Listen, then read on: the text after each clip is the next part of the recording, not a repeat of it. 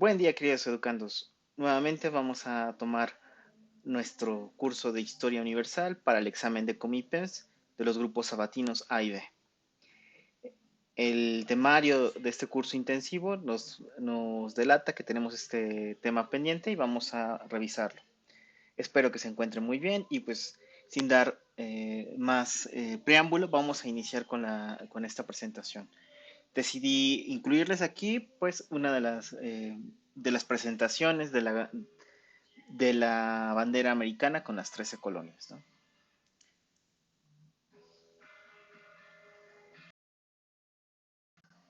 Nuevamente, lo que parece ser ya una costumbre, les incluyo el primer párrafo de lo que dice Wikipedia sobre lo que fue la independencia de las 13 colonias.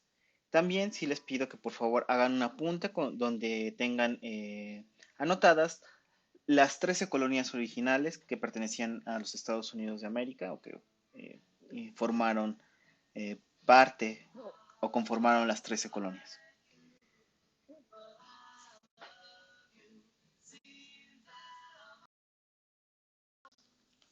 Lo que tenemos en pantalla es un sello de Jorge III de su lado derecho. En la parte de abajo tenemos una imagen de, de americanos destruyendo el té y arrojándolo al mar.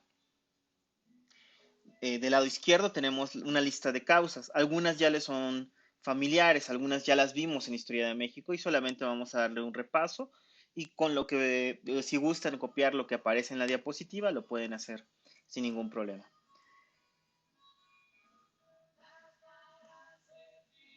La mayoría de estos impuestos que aquí les puse, eh, la mayoría de ellos tienen que ver con la Guerra de los 7 Años, que fue un conflicto muy fuerte en cuanto al impacto que tuvo en los colonos americanos. A ellos les vino una lista completa de impuestos nuevos que tenían que pagar. Algunos historiadores americanos que suelen ser un tanto cínicos suelen decir que pues eh, suelen ridiculizar en muchos aspectos la independencia de las 13 colonias como una serie de hombres blancos privilegiados que no quisieron pagar más impuestos y decidieron entablarle la guerra a uno de los países más poderosos de Europa. Sin embargo, este modo de ridiculizarlo o esta reducción al absurdo, vamos a ver que está bastante limitada la comprensión de los conceptos que integraban al movimiento y que dieron nacimiento a una de las democracias más fuertes, o que creemos que son más fuertes, que eso se puede discutir, por supuesto, que son los Estados Unidos de América. También nos permite tomar aprendizaje con respecto a los movimientos americanos, los de América Latina, en los cuales, por ejemplo, en México, sí nos queda claro que en un principio parecía que queríamos monarquía, en un principio parecía que no nos molestaba tanto el rey Fernando VII, posteriormente llega Morelos y dice no, América es libre. Entonces, nuestra guerra de independencia, por supuesto que duró menos años, pero sí sufrió transformaciones en cuanto a la finalidad que perseguían. Y con las 13 colonias esto no pasa, es como muy consistente cuáles son los motivos y sus bases teóricas para desafiar a un imperio tan fuerte como el inglés. Y en ese aspecto, pues aquí tenemos una serie de impuestos que no son muy difíciles de explicar, ¿no? El acta del té, el impuesto al azúcar. Si ustedes piensan, eh, la injusticia, por ejemplo, del impuesto al azúcar, ustedes han notado que Inglaterra tenga una facilidad de producir azúcar. Su clima no lo permite mucho. Y en este caso las 13 colonias eran quienes producían el azúcar y quienes más tenían que pagar por el azúcar, ¿no? Luego viene una ley del timbre, que es una oficialía en la cual la mayoría de los trámites necesitabas pagar por este impuesto donde viniera el timbre de Jorge III. Viene, por supuesto, la ley del acuartelamiento, que es una ley que va en contra de muchos de los principios de la vida moderna, que entre ellos no solamente es la libertad, sino la privacidad. La ley del acuartelamiento obligaba a todos los colonos que habitaban las 13 colonias a darle posada o darle habitación a que cualquier soldado inglés que lo necesitara. Por supuesto que necesitamos contextualizarlo. Estaban en una guerra. Sin embargo, son soldados que tienen mucho tiempo lejos de sus hogares. Suelen ser muy inestables. Y si ustedes se lo piensan desde el punto de vista de los padres de familia, cuesta trabajo, o realmente es muy molesto la idea, o sientes eh, como un atentado contra tu privacidad, el tener que eh, simplemente por un decreto de un rey que no ves, tener que darle casa o habitación a un soldado. Sobre todo ustedes considérenlo, lo importante que es la privacidad y qué tan violentos se suelen poner ustedes cuando alguien toma la temeraria o la osadía de entrar a su habitación sin permiso. Piensen ustedes en qué tan amables o qué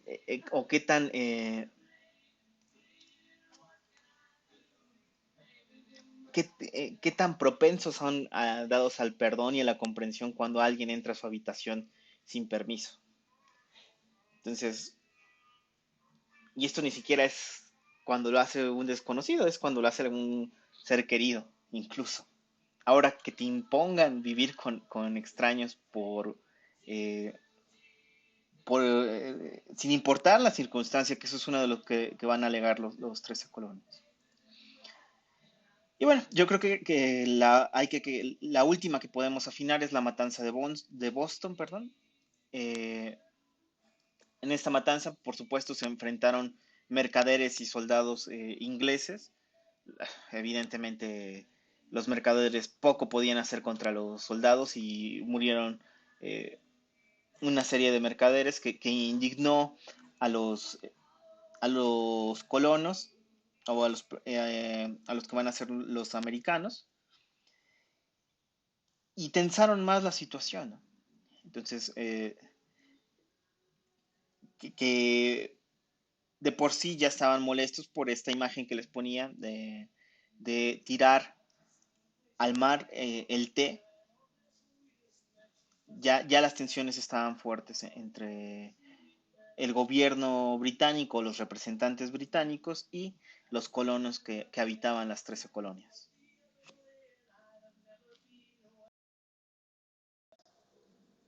La ilustración es uno de los temas que vimos en el temario de Historia de México.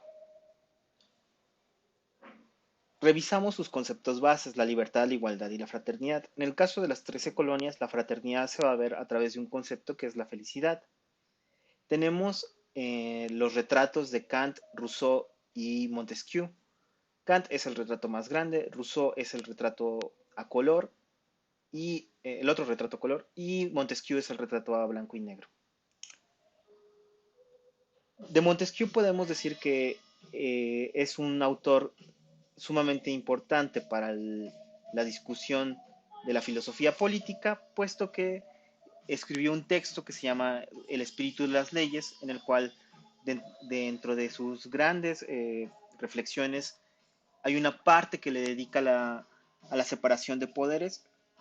Habla de la importancia de esta separación, a diferencia de las monarquías absolutas, donde el poder legislativo, hacer leyes, el poder ejecutivo, que es la administración como tal, y el poder judicial, que es castigar o vigilar las leyes, estaban concentradas en una sola persona.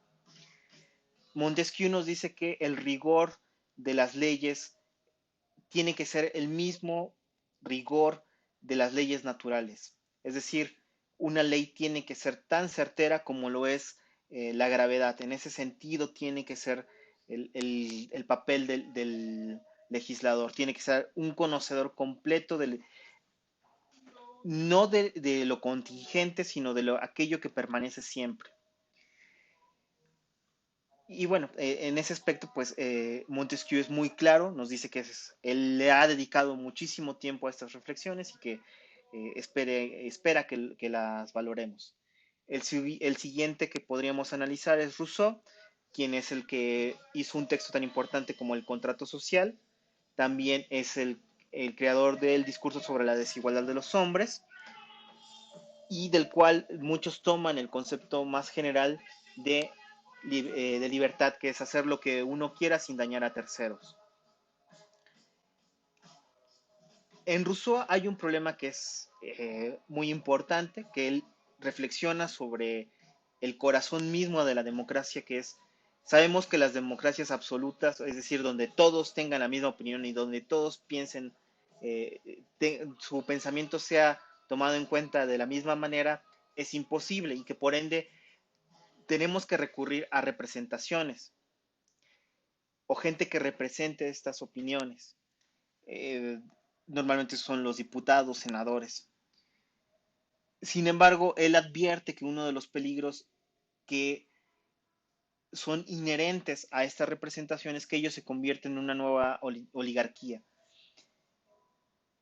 Y ese es un problema sumamente común en las democracias. Cómo impedir que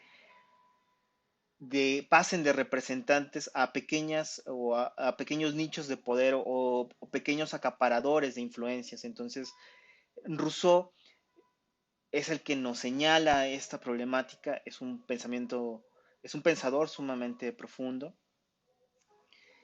y que no hay que leerse a la ligera. También es muy famoso por un texto que se llama El Emilio, donde hace su reflexión sobre la educación y en el cual se sitúan principalmente sus tesis de que el hombre es bueno por naturaleza, la vida en las ciudades es lo que lo corrompe. Y finalmente viene Immanuel Kant, que es glorioso como él solo, es un pensador importantísimo, es un filósofo en toda la extensión de la palabra, que nos va a explicar la libertad y la igualdad, en qué sentido se pueden alcanzar. Nos dice que los hombres somos iguales a partir de la razón. La razón, en tanto seres racionales, no hay importancia entre que seamos hombre, mujer, lo que ustedes gusten. La razón es lo más importante y es lo que realmente nos hace libre cuando se actúa puramente racionalmente o guiado por máximas racionales. Nos dice que la igualdad está en la razón. También nos dice que el deber ser es un querer de la razón, es cuando la razón quiere, es cuando la razón nota uno de los principios fundamentales de, de lo que podemos llamar el pensamiento kantiano, que es la ley moral. La ley moral es el bien que es observable por cada ser racional sin distinción y que por ende nos obliga a tener el valor suficiente para llevarnos o dejarnos llevar por la razón. Las implicaciones son de que uno no tiene que estudiar derecho para conocer qué es lo bueno, sino que es algo íntimamente humano, es íntimamente racional el bien. El bien es racional y necesario.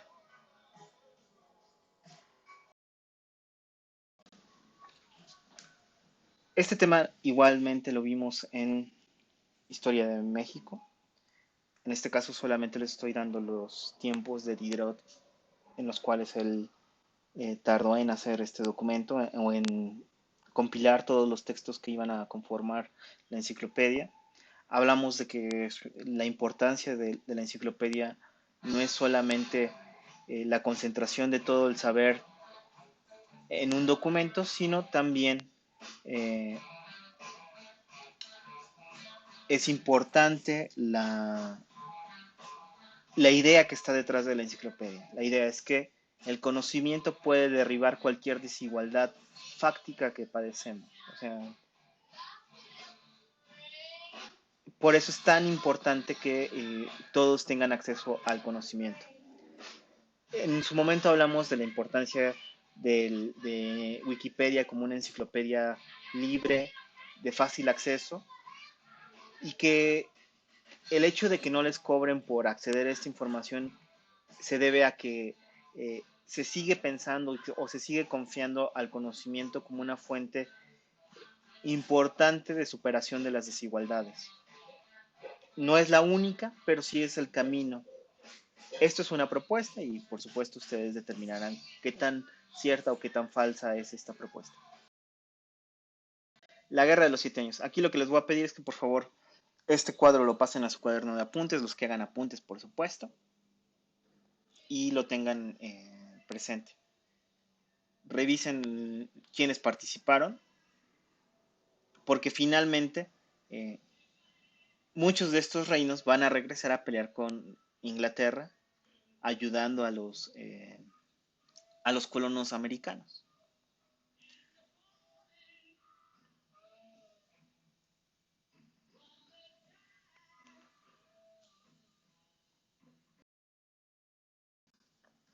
Ahora lo que vamos a ver son el desarrollo. El desarrollo principalmente se centra en los congresos de Filadelfia. El más importante es el tercero, que es la Declaración de Independencia de los Estados Unidos.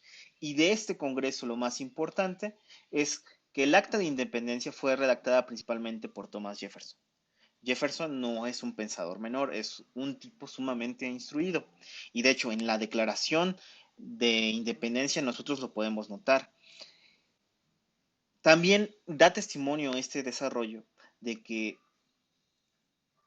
los americanos trataron en buena parte de llevar esto por un buen cauce legal, oponiéndose. Cuando no se sintieron escuchados, formaron un ejército continental.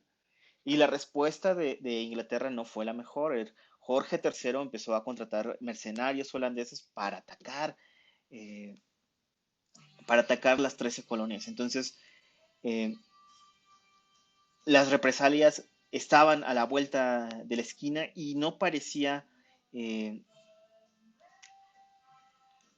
no parecía que hubiera una posibilidad que evitara que se diera este enfrentamiento. Entonces, aquí ya vamos a iniciar con el desarrollo que les comento que son principalmente esos tres congresos y de lo más relevante de esto es la redacción de Thomas Jefferson del Acta de Independencia. Lo que tenemos en pantalla es un extracto de la Declaración de Independencia de los Estados Unidos de Thomas Jefferson. Me parece sumamente interesante cómo Jefferson en los primeros párrafos ya nos dice los motivos que lo orillaron a hacer este documento. También cómo aparecen los conceptos bases de la ilustración, como son la libertad, la igualdad y en este sentido también incluso la búsqueda de la felicidad, ¿no? Que pues esto va a causar problemas más adelante, porque no sabemos si, o más bien el problema de la felicidad es si es una búsqueda colectiva o personal, y eso es un problema de la filosofía clásica, es un problema que viene desde Platón y Aristóteles. Eh, También yo creo que es importante ver cómo ya en un movimiento están expresadas unas ideas con claridad y que estas ideas son a las que se sujetan cada uno de sus actores. Porque esto contrasta en demasía con los movimientos de América Latina, sobre todo en México. Y perdonen que sea insistente, pero si vamos a ver una historia eh, de unos extranjeros que normalmente al mexicano le son molestos o que tienen una relación de especie de amor-odio, eh, que es Estados Unidos. Hay que tratar de ver por qué ellos lograron tener una constitución más estable, un grupo de gobierno más estable, y por qué tuvieron que improvisar menos que nosotros. Hay que tomar en cuenta que nosotros, después de Iturbide y de Guadalupe Victoria, el país tiene más de 50 presidentes distintos en un lapso muy pequeñito. Entonces, esto no implica que mirar a los Estados Unidos es pensar que son eh, la mayor virtud política o el mejor ejemplo del pensamiento político de su época, sino que por lo menos en esta parte lo hicieron bien, están bien establecidos. Y lo comento esto porque en muchos países latinos se suele pensar que las ideas no son importantes, que lo importante es el actuar. Y creo que eso ha sido uno de los grandes males que han tenido los distintos países latinoamericanos. Esta idea de menospreciar la claridad en la expresión de alguna idea. Y normalmente lo que prefieren es generar confusión o textos ambiguos que les permita sacar partida, ¿no? Eh, y bueno, creo que eso es uno de los grandes males que ha padecido América Latina. Y decía Eduardo Nicol que esa es una de las grandes diferencias entre latinos y anglosajones, su disposición a la ley, ¿no?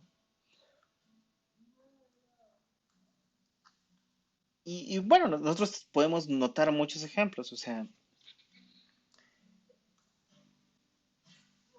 ¿por qué por qué cuando viajan en personas de México a Estados Unidos suelen ser más respetuosos de las leyes que en su propio país incluso? Tienen miedo de pasarse un alto y ustedes pregúntenle con cierta seriedad, esperando que se rían de ustedes si no les dan primero a algún adulto que conozcan y que estimen que su honestidad no les fallará en esta pregunta es pregúntenle si se han pasado algún semáforo en rojo. Y segundo, pregúntele si les dio miedo pasarse ese semáforo. Normalmente en Estados Unidos suelen ser más respetuosos. Y es porque ellos tienen como en claro cuáles son sus leyes básicas. Ellos saben que son libres de expresar sus pensamientos, de escribir lo que quieran siempre y no dañen a terceros. Y en México, pues es más complicado. La disposición de latinos y anglosajones ante la ley es muy distinta. En América es muy poderosa la frase es la ley. En México los reglamentos pues parece que se hicieron para romperse. Y, y si no, la constitución también es como un documento que cualquiera puede llegar y modificarla. Llega un presidente y dice, no, no me gusta la ley, vamos a cambiarla. En Estados Unidos es más complicado hacer modificaciones. De hecho, son muy puntuales las modificaciones que han padecido. Y piensen que nosotros tenemos una constitución bastante más joven que la constitución de los Estados Unidos. Entonces, eh, yo no les voy a decir cuál, pero consideren qué constitución es mejor. Una constitución que cada vez que entra un presidente la modifica para hacer sus proyectos que él considera que van a llevar al país para bien o para mal. O un presidente que sabe que está limitado por la ley. La verdadera postura es esta, o sea, de lo que decía Eduardo Nicol. Uno se sienten por encima de la ley porque la modifican cada vez que quieran. Y otro sabe que su limitación están señaladas por la ley. El impeachment de Trump fue un recordatorio de eso. Que haya resultado a favor de él, eso es otra cosa. Después de la declaración, evidentemente hay una serie de batallas que son importantes. La más importante o la que ya termina con las hostilidades es la de Yorktown. Y ya una vez que ganan los colonos su independencia, deciden firmar el Tratado de París. Aquí tenemos toda esta lista de consecuencias del Tratado de París, o más bien del contenido del Tratado de París. También se le conoce como Tratado de Versalles, porque se firmó en el Palacio de Versalles. Recuerden, los tratados toman a veces el nombre de la ciudad o del lugar donde se firman. Entonces, esta no es la excepción. Aquí podemos ver eh, cómo no fue una guerra que solamente hayan ganado los americanos. Por supuesto que ellos los recuerdan así como para fomentar su propio patriotismo. Ese discurso eh, patriótico no es exclusivo de ninguna nación y sobre todo pues alguien que ha abusado excesivamente de él son los Estados Unidos, ¿no? Fue un conflicto internacional y que lo pudieron superar por el apoyo internacional. Por sí solos no hubieran podido nunca.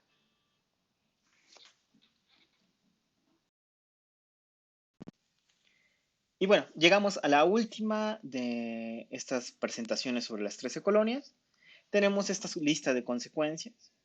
Tenemos como consecuencia el auge de las ideas ilustradas. Por supuesto, se nos viene el siguiente tema que es la Revolución Francesa. También tenemos que forma parte de lo que pasó en América Latina. Y bueno, el Tratado de París o Tratado de Versalles de 1783, recuerden que es por el lugar en el que se firma. Este fue un tema muy breve que tenemos que revisar, pero lo más importante son causas, consecuencias, del desarrollo, por supuesto, la redacción del Acta de Independencia. Entonces, les pido, chicos, que hagan apunte de ellos o traten de recordarlos cada vez que se presente la ocasión, por favor.